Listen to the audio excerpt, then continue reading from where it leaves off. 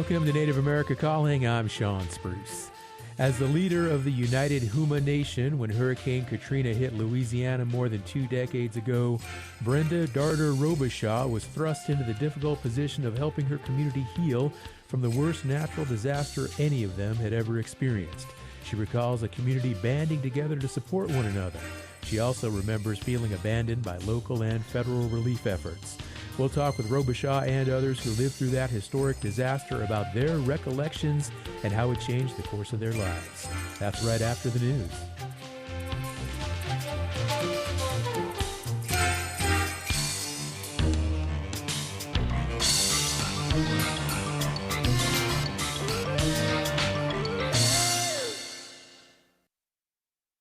This is National Native News. I'm Jill Freitas. A Native girls softball team made history this summer, winning a Babe Ruth Softball World Series championship during its first year competing in the tournament. Native Nations brought together Native athletes from different tribal communities to compete in Florence, Alabama. But founder and former Major League Baseball player DJ Carrasco says their success wasn't only about what happened on the field. They were also battling the summer heat. Temperatures hovered in the 90s, with high humidity making conditions even tougher. But inside the Native Nations dugout, there was something you might not normally associate with championship softball: watermelon, grapes, oranges, and pickles, and a team favorite, frozen pickle juice or pickle pops. Autumn Lopez is a holistic nutritional therapy practitioner and co-founder of Native Nations. So with these girls is we feed them from the moment they start swinging the bat, warming up, through the entire game. And at first it was hard for them and they didn't really understand, but they adapted really fast to eating during the game. Lopez says the approach was intentional. Carrasco pitched professionally, including 10 seasons in Major League Baseball, while Lopez has a background in massage therapy and nutrition. Lopez says the goal is to develop the whole athlete, not just what happens between the lines. And in Alabama, she believes it made a difference. We were probably one of the only teams, if not the only team, who didn't suffer heat exhaustion, nausea, throwing up. Every time you looked around, there was a coach throwing up. There was a kid from Puerto Rico who had to go to the ER. There was another team who had to sit because of heat exhaustion. We didn't have one girl go down. So that was huge. Lopez says she repeatedly reminded the girls that winning required more than playing good softball. They also had to stay healthy enough to keep playing. Carrasco says the tournament tested them against some formidable competition, including Puerto Rico. Carrasco says the experience also gave the girls a chance to represent Native people and their individual cultures on an international stage. They're literally ambassadors. They're truly ambassadors of their tribe and their cultures. Lopez says other teams began noticing what looked like a buffet inside the Native Nations dugout. And eventually, what started as the team's own nutrition strategy spread beyond it. So I thought, do I share my secret weapon? So I grabbed those bananas and I took them over to Puerto Rico, who we were just warming up to get ready to play. And I said, hey, I have some bananas for you, girl, for your team. She also handed out electrolytes to umpires and other teams. For Lopez, that reflected something bigger than winning. Native Nations wants young athletes to leave the program understanding how to care for themselves long after the final out. And the girls left Alabama with something else: a championship. Lopez says watching the final out was emotional after 4 years of building the organization. But her thoughts quickly turned toward what the victory could mean for the Native girls coming behind them. It was the first year Native Nations fielded a girls' softball team at the Babe Ruth World Series. For the girls who made history in Alabama, he says the magnitude of what they accomplished might not sink in for years, but eventually he hopes they'll be able to look back and say, they started it. I'm Jill Freitas.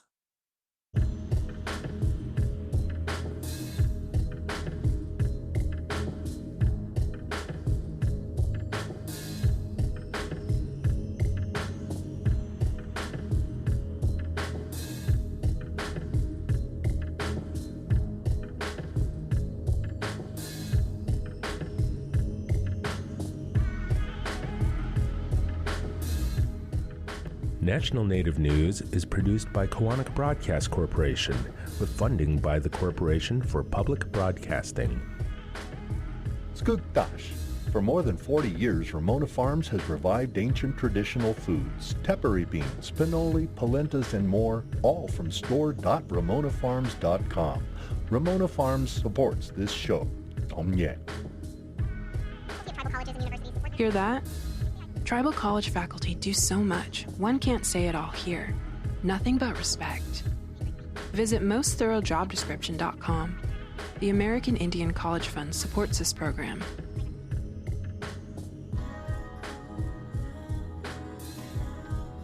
Native Voice One, the Native American Radio Network.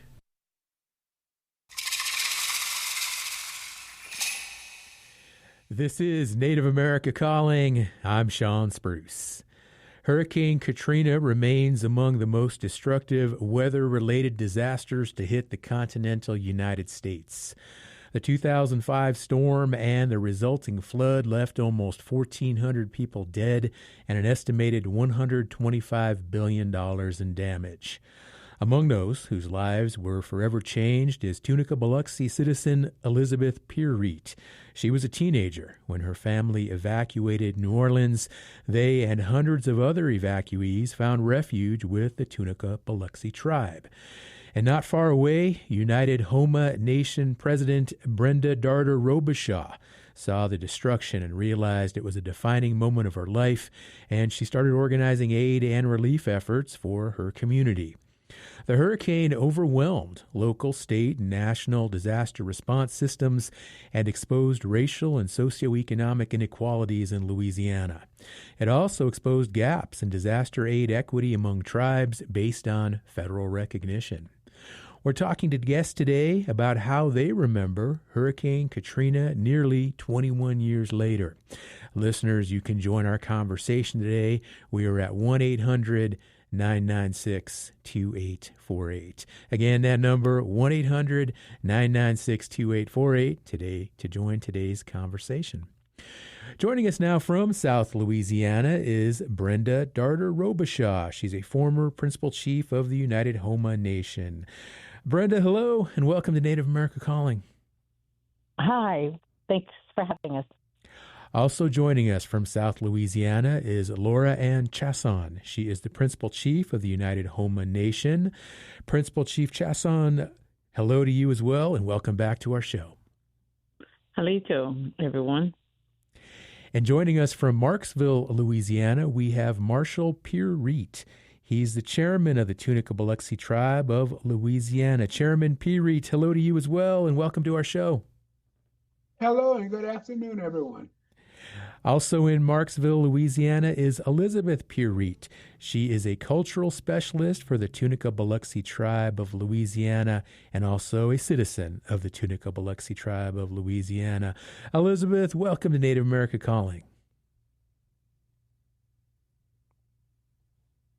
I'm going to go ahead and begin now with Brenda Darder Robichaud. Again, former principal chief of the United Homa Nation. And Brenda, tell us now, where were you located? What do you remember about that moment when Hurricane Katrina first made landfall? My husband, daughter, and I were actually attending a National Indian Education Conference on the Rosebud Sioux Reservation. There was very limited cell service, and by the grace of the Creator, a call came through from family and friends asking if they could come to our home. We live in Rayson, Louisiana, where you don't need to evacuate as readily as if you're living along the coastline.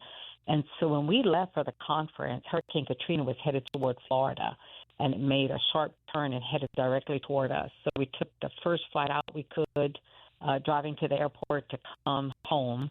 And so that's where we were. We went through the drill of packing up our home and just hunkering down. Unfortunately, this was not our first hurricane to go through, so we kind of knew the drill and just really got prepared for what looked like a monster storm heading directly toward our tribal communities. Okay. Well, I'm glad you clarified that, because being a lifelong resident of South Louisiana, obviously you were no stranger to hurricanes and inclement weather at that point. But at what point did you realize that, hey, this is going to be a lot more serious than hurricanes we've been through in the past? We watched the news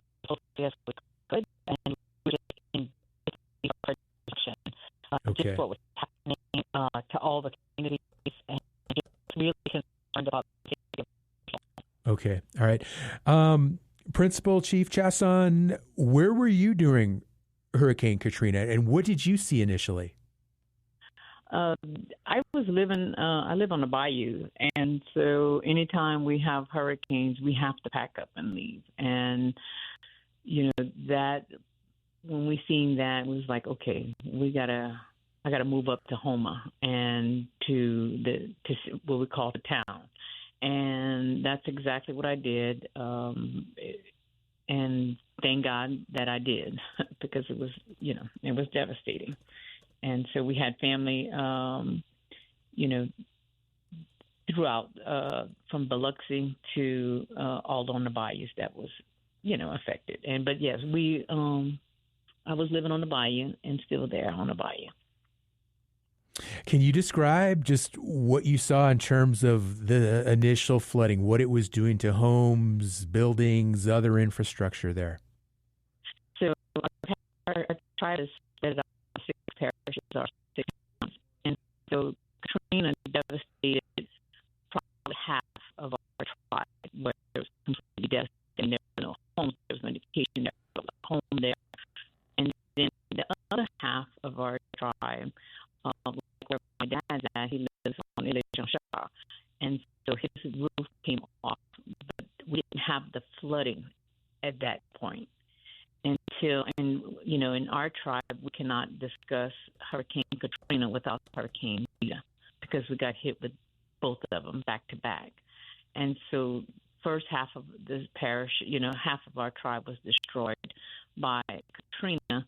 And then within 2 weeks, then Rita came and destroyed the rest of it. And I lost everything for Rita and so many other of our people. And so, our whole entire tribe was devastated. Mm-hmm. And to this day, I believe that we've never recovered from Katrina and Rita. Okay.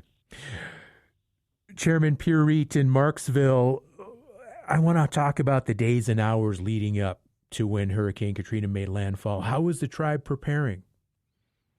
Well, we was actually preparing by responding to what we knew was going to be a horrible storm. And so we actually opened up our Paragon Casino Resort as a shelter for not only our tribal citizens, but for any and everyone that could make it safe to Marksville. And I think we actually put up at least 500 evacuees the day of the storm or the day after the storm.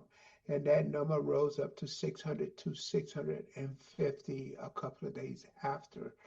And as well as once the storm hit and when we seen what type of damage it was doing as it relates to the flood, where actually our tribal law enforcement and other volunteers from the Tunica Biloxi community partnered with what is now known as the Cajun Navy and went there and helped with the rescue, with the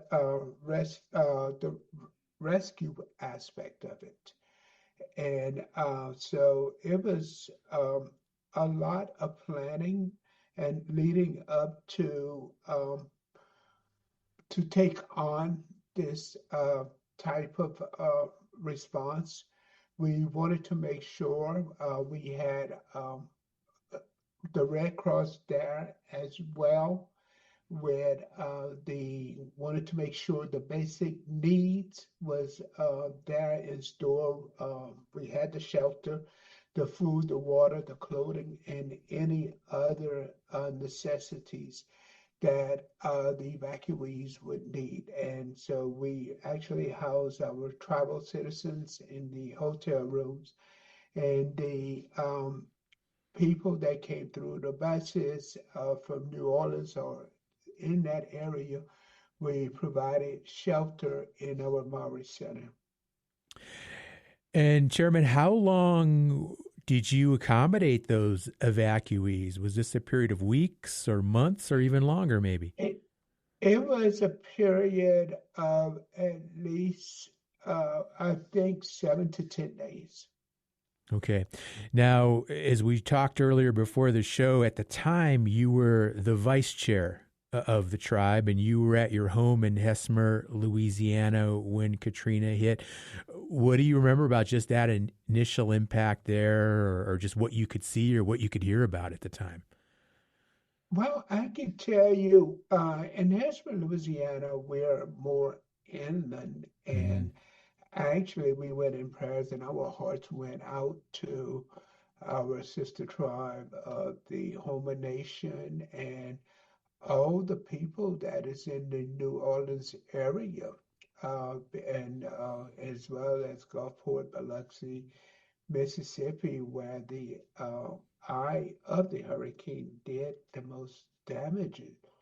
And we couldn't assist them right then, but we had to wait until afterwards. So, we spent most of the time praying for them and trying to reach out to make sure that everybody was safe. And again, that is when the rescue aspect went into play. And we put together, again, a team to accompany the other rescuers out there to try to save people's lives.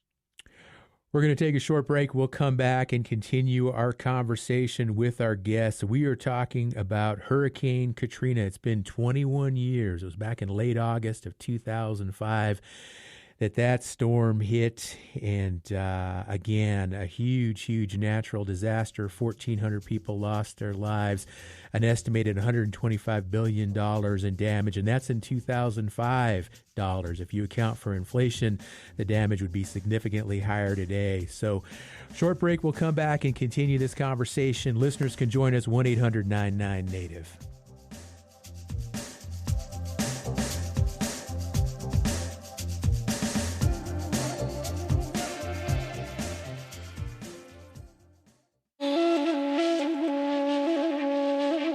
Isleta del Sur Pueblo citizen Claire Valdez proudly proclaims her democratic socialist beliefs in her run for Congress.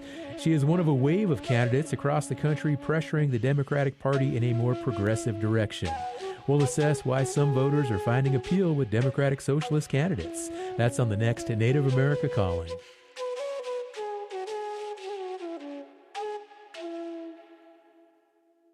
Grand Canyon Conservancy fosters visitor engagement with the landscape through learning, discovery, and stewardship.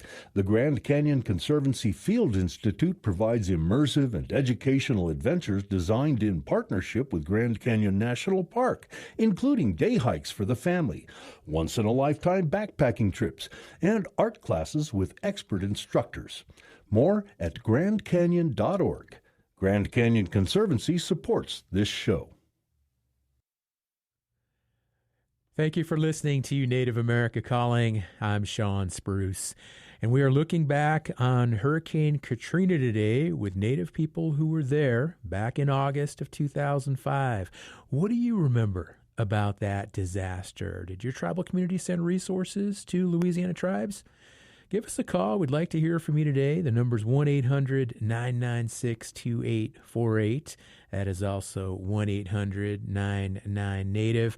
One of our guests today, Brenda Darter Robichaud, is the former principal chief of the United Houma Nation. She is in South Louisiana. And Brenda, what was the biggest immediate need after the hurricane hit? Was it housing? Was it food? Was it just transportation? What did you have to react to right off the bat? All of the above. Actually, it starts off with just people living in shelters, not able to go home, not even able to go to assess the damages of their homes. And so immediately after the storm, my husband's grandfather had an old general store that was over 100 years old that had been closed. And he said, we're going to need a place to provide services. So he cleared it out, and we started receiving donations and goods. So immediately you need cleaning supplies, you need groceries that you can open, and not have to prepare or heat or anything. And so that's the immediate needs. Clothing, nobody ever expected Katrina and Rita's impact to be as severe as what it was. So they left with maybe a little overnight bag and came back to nothing. And so it was quite a challenge to be able to address the needs of all of our tribal citizens, because between Katrina and Rita, half of our tribal population was impacted to varying degrees. We opened up the Old General Store. We had donations and goods from people all over. A lot of Indian country reached out to see what we needed, and they came through for us. We were very, very blessed. We also had lots of people from all walks of life, doctors, lawyers, self-proclaimed hippies, who came and volunteered their time.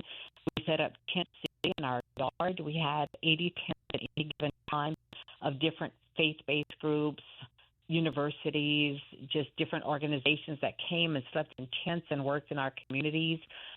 Just gutting homes is the very first phase of it, and then building and repairs is the next phase that comes. And so it's a process, and then getting them furniture and just basic supplies that they can move back into their homes. And so we were not as fortunate, though. We didn't receive help from FEMA or Red Cross or any of the organizations that's here that's supposed to help people recover. We did not receive that help. We had the Old General Store in which we were giving out supplies and goods, and I would have visitors come from FEMA and just marvel at the work we were doing, the outreach, the number of people that we were able to reach and provide services to. And I'd ask them, what are you going to do to help us? And they'd tell me, oh, well, you're not a federally recognized tribe. There's nothing we can do. Call your congressman. So they came back another day, told me the same thing, and I literally threw them out of our store, out of the old store, because they were just there checking on the box. They say they had checked on the homeless, but they were really not providing us any service because we were not federally recognized. And so that infuriated me. And Red Cross was not there either. Red Cross was not there. We live along the bayous of South Louisiana. You go as far down as you think you need to go, and you go down even further, because we're on the coastline of Southeast Louisiana. And Red Cross would come and tell me, oh, we've provided X amount of meals and X amount of cleaning supplies. But that was not to our people. They were not reaching us in the bayou communities. So I'd have to go with them and plead, you need to go further down. They were providing food, but our people would have to travel almost a half an hour to go get the hot meals they were providing. You're not going to do that. You're in the middle of gutting your home, trying to get your family back in, assessing damages. You're not going to give up an hour of a day to drive to get a hot meal and come back. So they were doing without, besides the food that we were providing them from the donations we had. So they were not there for us either. So all these organizations that were supposed to be there to help us were not there. We had to do it all on our own with the grace of volunteers, Indian country, and just people concerned about what was happening to us in the area. Brenda, you mentioned Indian country. Other tribes in and outside of Louisiana, Native-led organizations, what kind of support did you get from those folks? We got it all. They were our saviors. We were able to do radio programs such as yourself, Native America Calling, Indian Country Today ran stories, and we were able to really share our story of what was happening. And so they wanted to help the local tribe in the area that was most impacted, and that was us. And so we were truly blessed. They came and volunteered. They came and sent resources. They would send supplies to us. One organization sent us a monthly supplies. They had their community donate, said they were going to donate like $10 a month.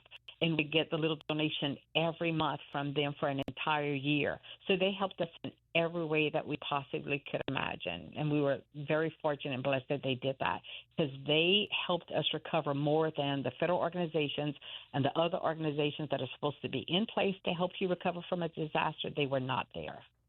And Brenda, now click ahead. Here we are 21 years later. Is the disaster response from federal and state governments more or less equipped now to handle a disaster of this type of level? I'd like to tell you that lessons were learned and things are a lot better than what they was, but I would be lying. That is not the case. We've seen what recent storms such as, because it hasn't stopped with Hurricane Katrina and Rita, unfortunately. We've had a series of storms since then, most recent Hurricane Ida, and it's the same thing. we're having the same challenges. And so I'd like to tell you things are better, but it is not. What do you hear from elected leaders when you explain this story and how the tribe, was basically left on its own? What do they tell you? Is there any effort to help or provide any solutions? Not by way of the federal government, no. It's exactly like what they told me. They're not federally recognized, and so they did not provide those resources that the Tunica received and, other federally recognized tribes. We didn't get those resources directly from the federal government. All right. Thank you. Let's bring Laura Ann Chasson back into the conversation. She's the current principal chief of the United Homa Nation. And Principal Chief, there were Homa citizens living in New Orleans during the hurricane, and they were evacuated. Were some of them able to come back to the Homa Nation and seek refuge? Yes, they were able to come back. Brenda's house, her yard was Tent City. They had so many volunteers that was here, and people that needed a place to stay, they were here as well. So I thank God that Brenda was our chief at the time, because it was a team effort, and it was so many. I got on council, on tribal council, when Katrina hit, and it was an effort of people cooking, for all the volunteers. It was massive. It was a massive undertaking, and with Katrina and Rita has educated us to a level that we shouldn't be that way, because we have so many hurricanes. But now hurricanes, we have a team of people that could go through, because we just went through a storm probably a month ago. In June we had a storm, and we've had so many hurricanes since then, like Brenda was saying, so many. And so every time it's a collaboration of other people. And I know this last storm, that the storm before, we had 9 feet of water at my dad's place, and we never seen no one, but the Cajun Navy found us and was able to help with our community. But yes, our people came back, and I know we're talking about Katrina and Rita, but we also, had Gustav and Ike and Ida, and Ida was like, it's just so many repetitive hurricanes, but Ida, I think, was like on steroids for Katrina over here in the Homa area. It was devastating. And to this day, there's people that still has no homes from that. What about the environment, other types of damage, contamination, chemical spills? Have you had to experience those types of challenges? Oh, yes, definitely. Definitely with the chemical spills, with the tank batteries. There's a lot of tank batteries that has been abandoned for years through the oil and gas. Actually was spilt into our waters. So that's contamination. But yeah, it's been devastating, the hurricanes. And not only that, there was so much land loss. I mean, you could visibly see the land loss in our communities. And like I said, I live on a bayou. I live where the land begins in that area. And you could just, I know I'm a fishing woman, so I'm out there all the time, and you could see the land loss. We've been having coastal erosion issues for many years, but with these hurricanes, our tribal citizens is the buffer now for the city of Homa, for New Orleans, all these major places. And where our tribe is located, we're along the Gulf. And so we're the buffer now because of the land loss. There's no more marsh out there to be able to slow down these hurricanes. It's coming directly to us. So our hurricanes are getting stronger and stronger because there's nothing to slow it down because of the land loss of coastal erosion. Principal Chief, what happens then when the next Katrina level hurricane hits? Because it sounds like it's not a question of if, but more a question of when. Oh. Will the tribe be better prepared? It sounds like you've done a lot of training and had a lot of time to learn more about what you need to do. Yeah, you never prepare completely because you just never know, but we do have someone now that we never had an emergency manager before, and we do have that in place now. And so they've done a lot of training. He's a former retired sheriff, and so we're fortunate to have that. But we've done a lot of mitigation as well with our community and doing outreach and education. We was able to give out several of these oh I don't, it's waterproof, fireproof things to be able to keep your personal items, insurance policies, and things that you don't think of when you packing up. At one time we didn't. Now the first thing we do, we're packing up our policies and our life policies and all these important papers now. So these are lessons that we have learned over the years. Principal Chief, we're here in Albuquerque, New Mexico in our studio, and I remember back when, after the hurricane hit, there were a fair number of refugees who came to New Mexico, came to Albuquerque, other areas of the country. Any HOMA citizens seek refuge in other states and maybe even relocated there permanently? Yes, actually, I have family in Albuquerque.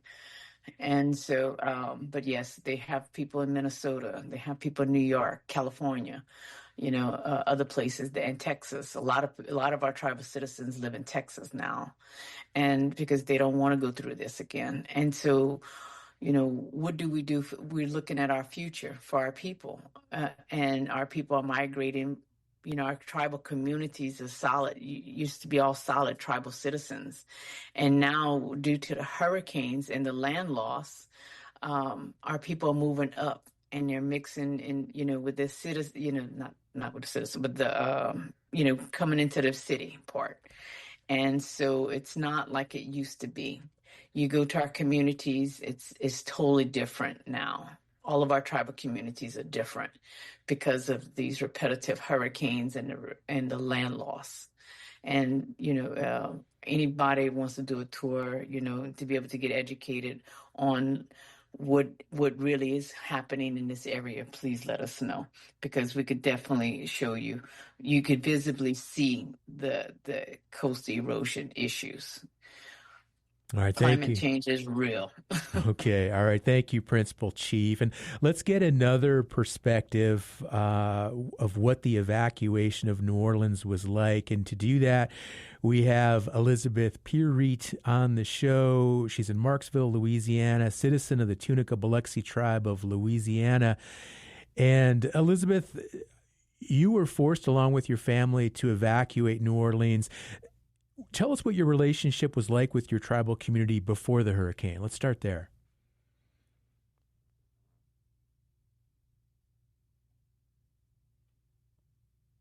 Okay, we're going to bring Elizabeth Pierreet in here in just a moment. I want to go back to Chairman Marshall Pierreet. And Chairman, you took in a lot of evacuees. Some of them were Tunica Biloxi tribal members coming in from New Orleans. What was that dynamic like? Some of these people having to return home. Maybe some of them hadn't been home for a number of years. I don't know. Well, we always kept in constant and close communication with our members there in New Orleans.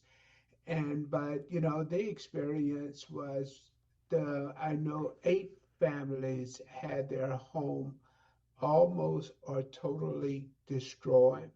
And we wanted to get them immediate help and provide the very basics as far as providing them temporary shelter, giving them the food, water, clothing, and any other necessities that they may need, and be there. Provide comfort to them, because going through what they had to go through, losing a lot of things, and some of them lost everything that they own. We wanted to be their support system first and foremost. And again, when all of this came about, I remember Tunica Biloxi tribal council meeting, and we had to make a decision because the following week, I think it was a Labor Day weekend, and we had a lot of things scheduled for the Paragon side, and we immediately canceled that and put the immediate needs of our tribal families and the evacuees ahead and prioritized them to make sure that when they would be coming in, they felt welcome and we could have become that support system that they need. And but most importantly, I do applaud the tribal leadership, the community, our Paragon team at that time, and all the tribal team, because it was all hands on deck for at least 4 nights or 4 to 5 nights. Because I remember Paragon, half of Paragon had lost power. I think most of the hotel was out of power. Okay. Only the gaming floor had power. So we had to sacrifice a lot. But again, we just wanted to make sure that everybody felt comfortable and we give them the resources they needed to get through what they was going through. All right. Thank you, Chairman Marshall Purite of the Tunica-Biloxi Tribe of Louisiana on the show. Short break, and we'll be right back to continue our conversation.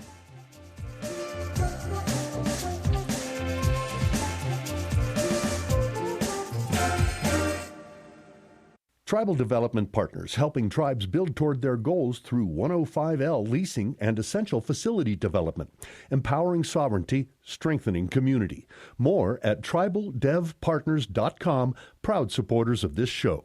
Kaufman & Associates is a Native-owned and led consulting firm supporting Native communities with culturally grounded solutions to shape Indigenous futures.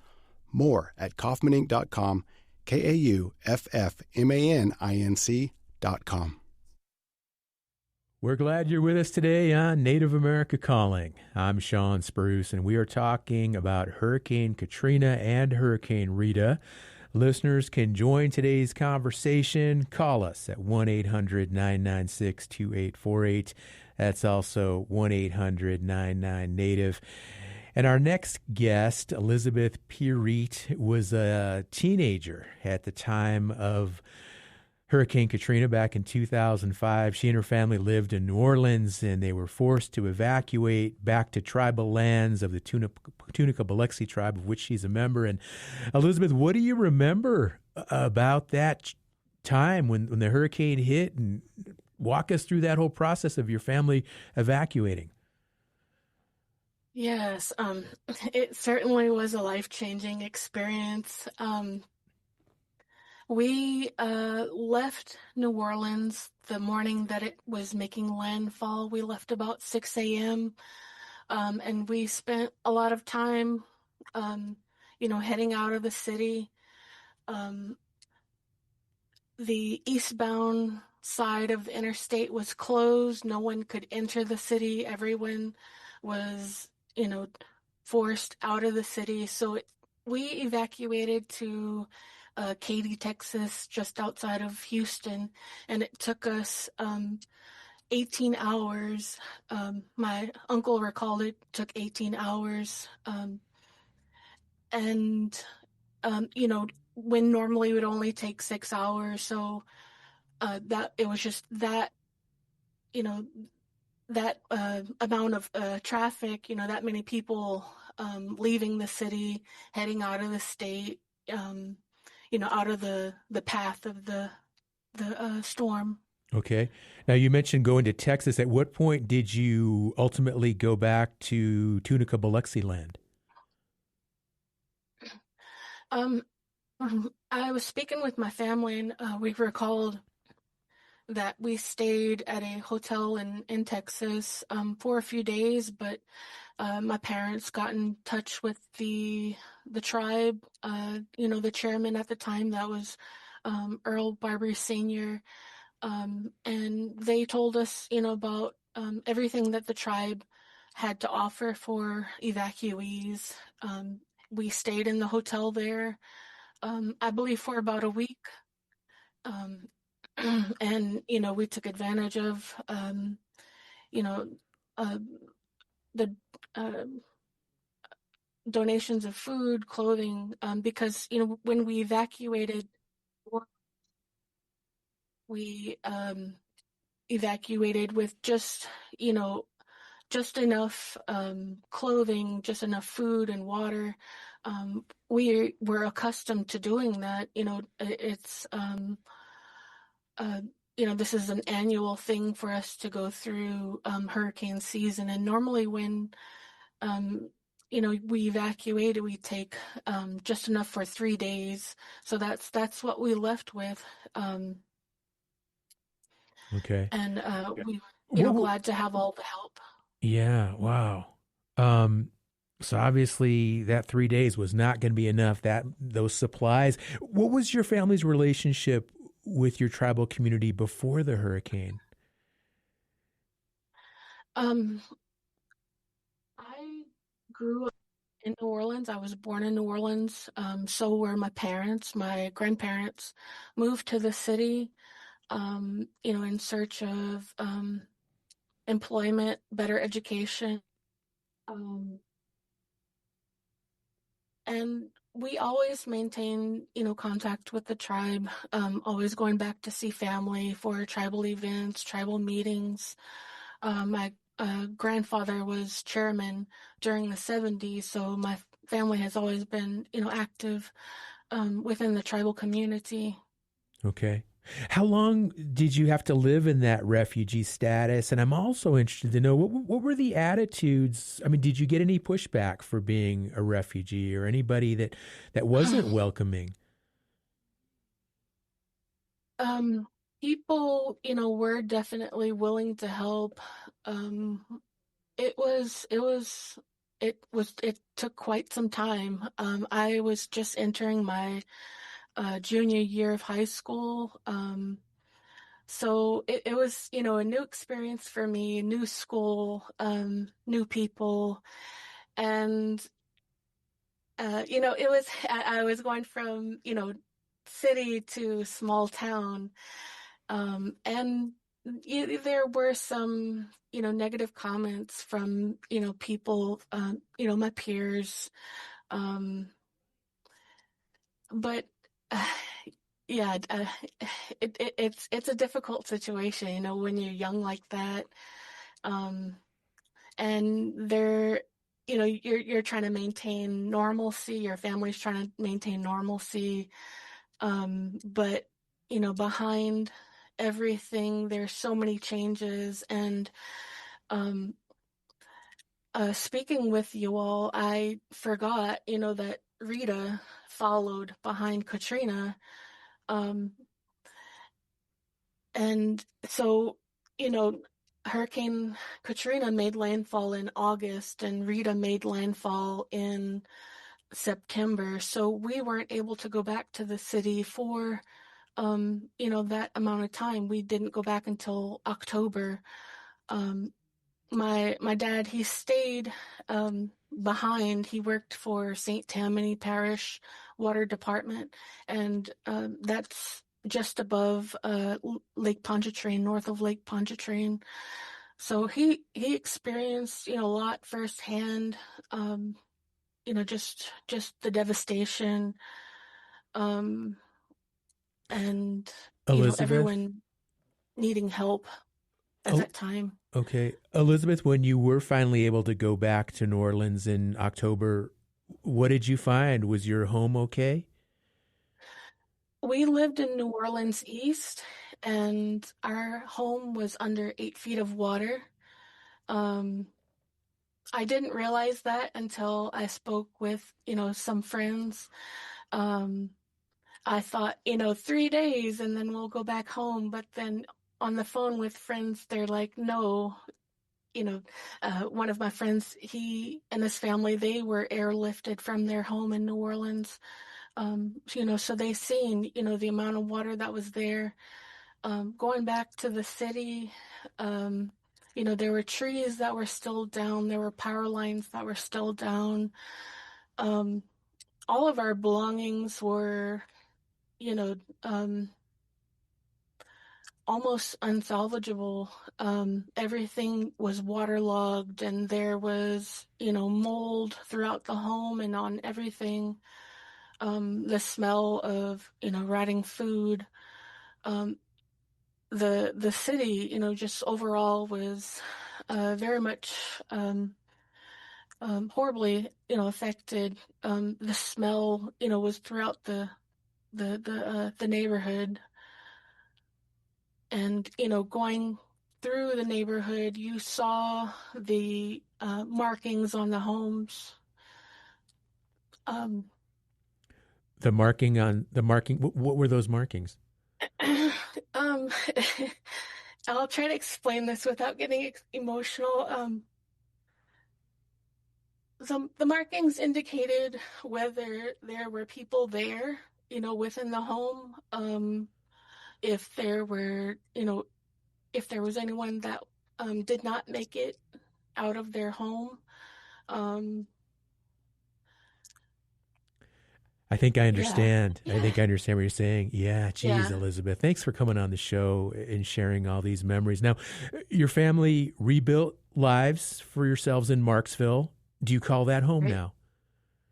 Yeah, absolutely. The way we describe it, we came back home. So we experienced all of that with Katrina, but we were able to come back home. My mom, got a job with the local high school. I finished school.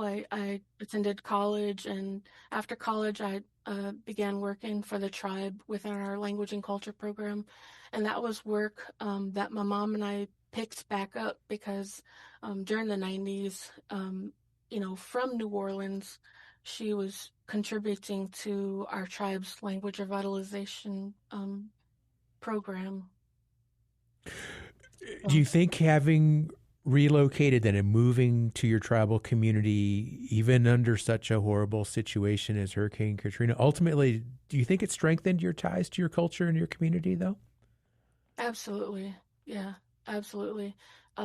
It gave us the opportunity to contribute more and continue the work of, um, you know, uh, passing down tribal traditions and language. How often do you return to New Orleans now?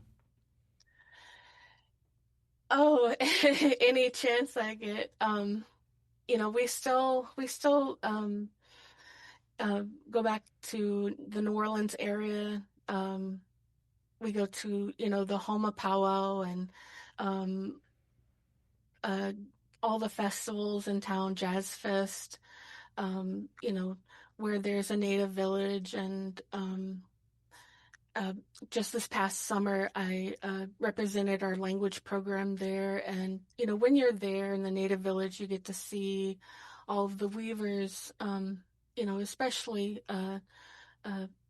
those from Homa, Chitimacha, Coshada tribe. So it's always, great to see everyone and share our basketry, our language work.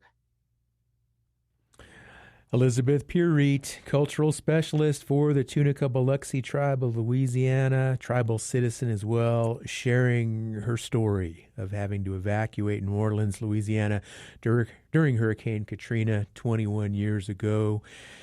And Chairman Marshall Purite of the Tunica Biloxi tribe also on the show today. And Chairman, I want to ask you, because again, Marksville, Louisiana, not as close to Louisiana as some other communities. And how do you folks need to prepare, though, again, for the possibility of another hurricane like this hitting Louisiana, hitting other parts of the Gulf of Mexico, in terms of being able to respond as an evacuation destination, or maybe even yourselves at some point could suffer damage? What's the plan, Chairman?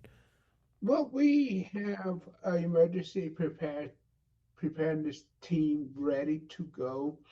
We work very well with the non-tribal community emergency preparedness office as well as the state and FEMA.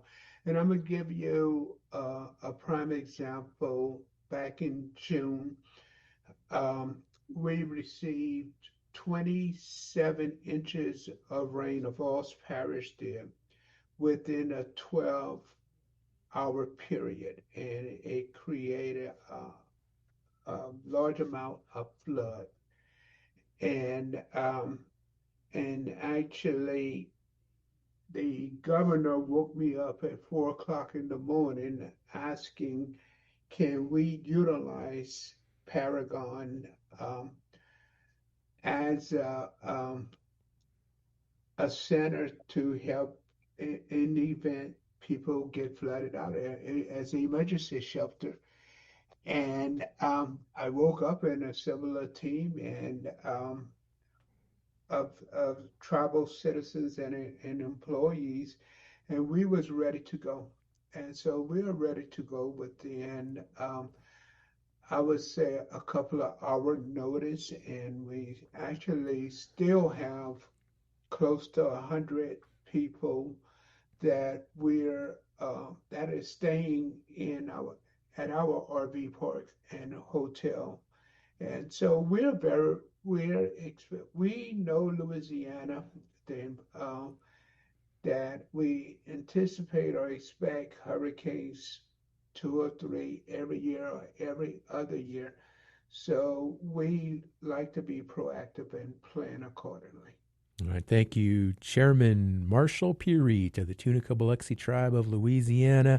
I want to go back to Principal Chief Laura Ann Chasson of the United Homa Nation as we wind down the show. Principal Chief, you want to share any other closing thoughts with our listeners or any other insights that might gain value with this conversation as we wrap up? Yes, I wanted to also say that our tribal citizens, even though they were devastated with the Hurricane Katrina and Rita, we also had our people that went to New Orleans and with their boats, because most of our people has boats around here, and they actually went out there and was able to help and rescue so many people. And so I always want to give out a shout out to our people, because no matter what our situation is, we're always there to help our neighbors.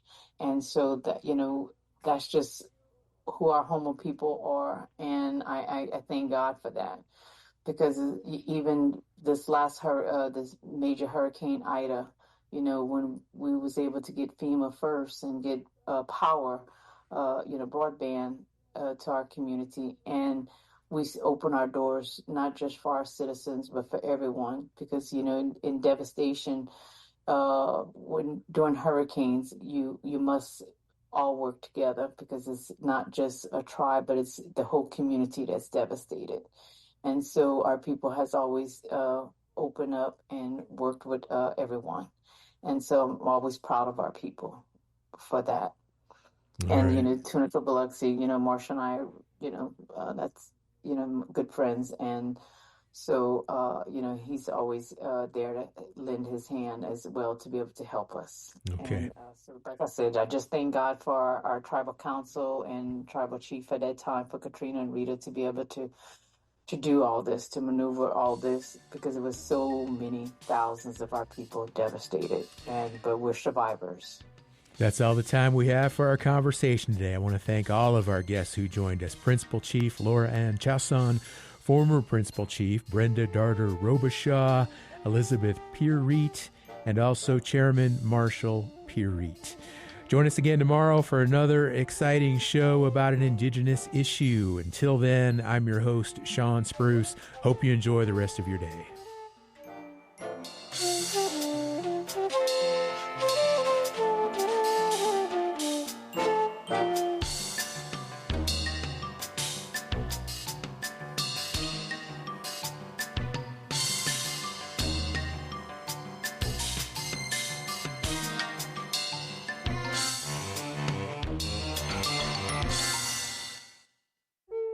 The Faculty of Tribal colleges and universities support their students in countless ways. They say I believe and offer help before it's asked. Hear that? Fully give grace. That's everything tribal college faculty do for their students on Fast Forward. Because if one tried to say it in real time, they'd be here all day. They teach, guide, comfort, and connect. And for that, the community is grateful. Learn more at mostthoroughdjobdescription.com. The American Indian College Fund supports this program. They give extensions, share progress, share laughter, create calm, and allow reflection. They inspire hope, share wisdom, guide gently, validate feelings. Who protects Indian country? Amerind does. As the only 100% tribally owned insurance carrier, Amerind helps strengthen tribal communities by providing reliable insurance coverage and keeping dollars in Indian country. From property and liability to commercial auto and tribal workers' compensation, Amerind is here to protect what matters. Celebrating 40 years of serving Indian country. Learn more at amerind.com. That's AMERIND.com.